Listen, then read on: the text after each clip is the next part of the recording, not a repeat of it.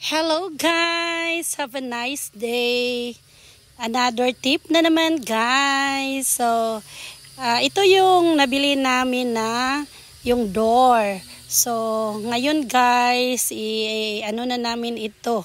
We put on the door. So, ito yun. Inano ni Nong Henry dyan para maglagay siya ng bisagra.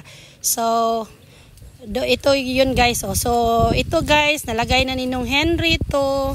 So tingnan nyo guys, ang ganda na ng door. So we use dalawang bisagra guys para mag-hold ng door guys. So sa upper at saka lower side. So it's so easy to install the door. Diba maganda na siya guys. So murang door lang ito at saka may design ka pa.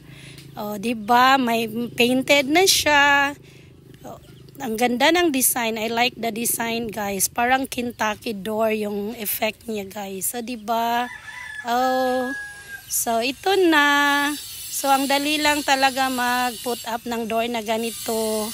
So, yung isang side, dalawang bisagra ang nilagay namin. Kung sino gusto na magdali guys na may-use mo kagad yung door, bili na lang kayo ng mga ready-made na ganito. So automatic may door na.